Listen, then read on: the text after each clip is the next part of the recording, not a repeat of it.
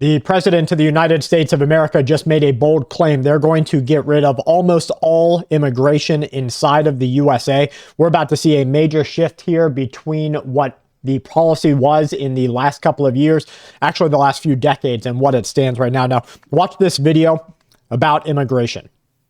As a percentage of their home country's population. Number 10, Colombia. 0.8% of the entire Colombian population entered the United States as illegal or inadmissible aliens under Biden-Harris. Number 9, Mexico, 1.1%. Number 8, Ecuador, 1.6%. Number 7, Venezuela, 2.7% of the entire 2.7% of the entire population of the country of Venezuela entered into the United States of America illegally.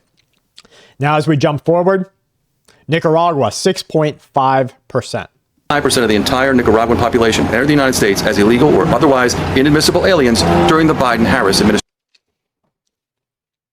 Listen to what Stephen Miller has to say. The greatest lie of mass migration. You are not just importing individuals, you're importing a society.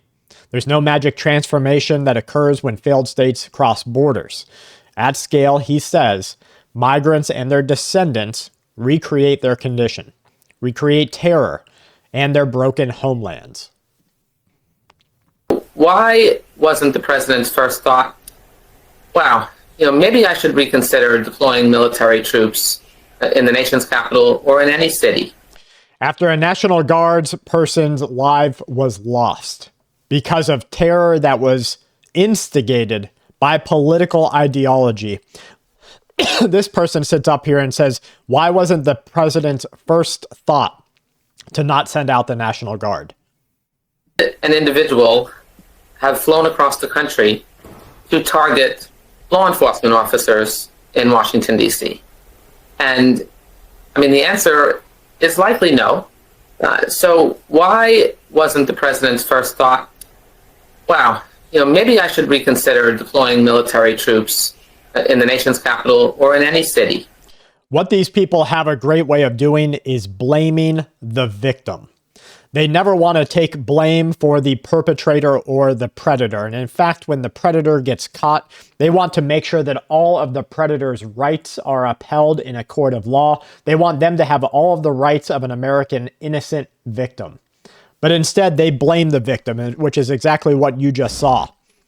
This video from Matt Van Swall, this is Black Friday, North Carolina.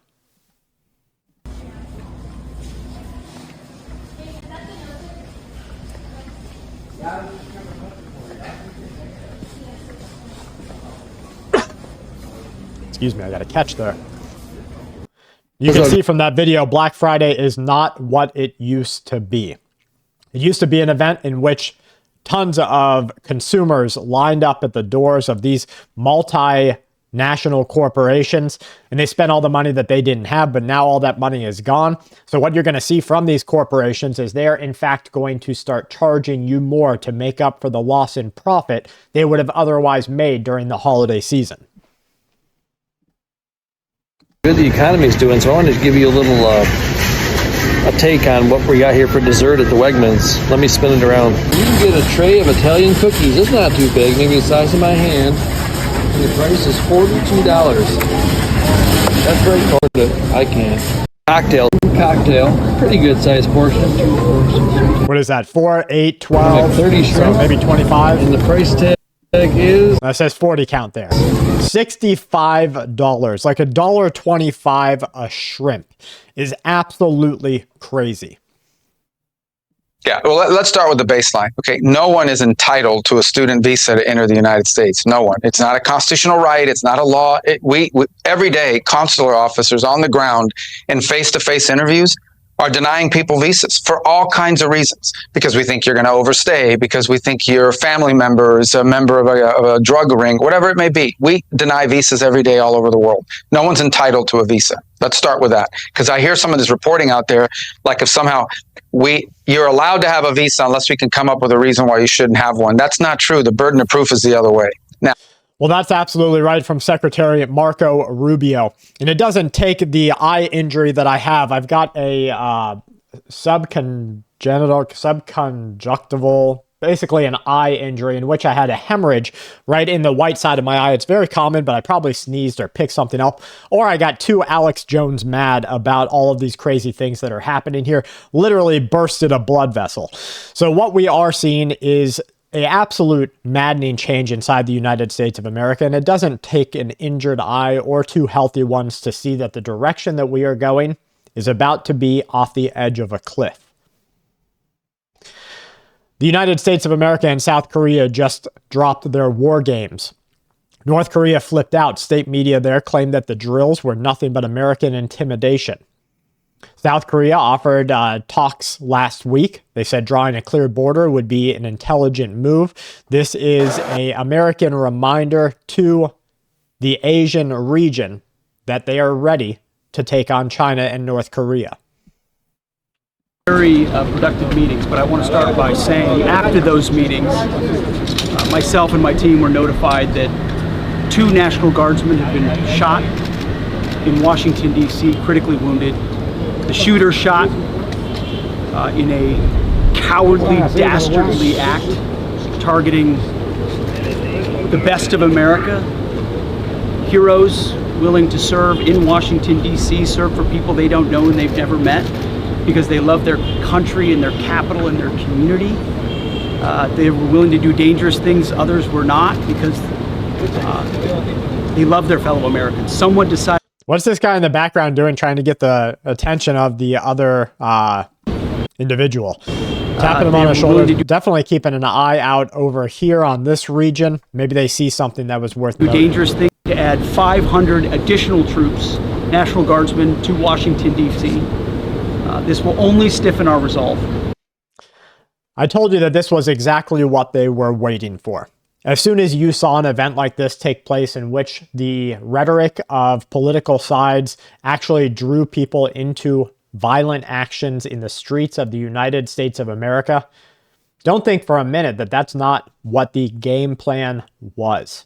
Donald Trump, the entire administration, the military-industrial complex just looked at every American city and said, you know what? That's a way to make money. And then they looked at the downfall of American cities and said, you know what? Now's the time to make it right.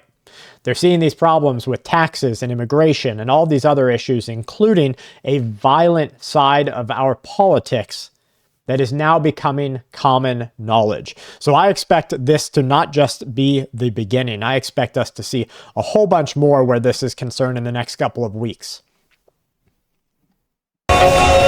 U.S. Special Forces launching their operations against Somalia. This is no coincidence that Donald Trump just said that there was a Somalification issue.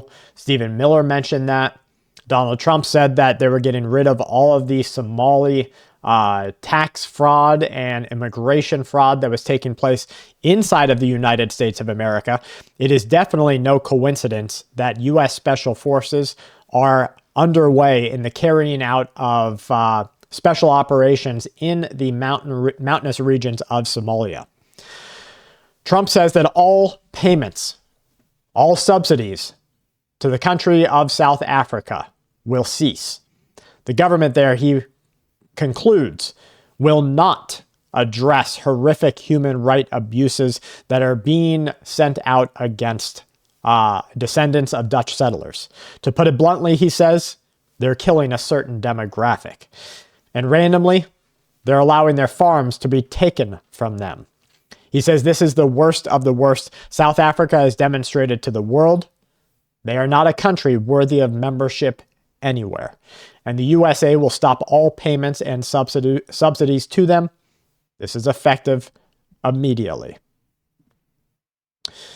More on those operations in Somalia. Confirmed reports indicate that the special forces launched this major ground assault against the Islamic State.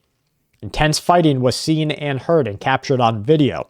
100 U.S. special operators were deployed deep into the region. You saw direct strikes, heavy engagement between U.S. forces and Somali ISIS fighters. No drone strikes, no advisory roles. The U.S.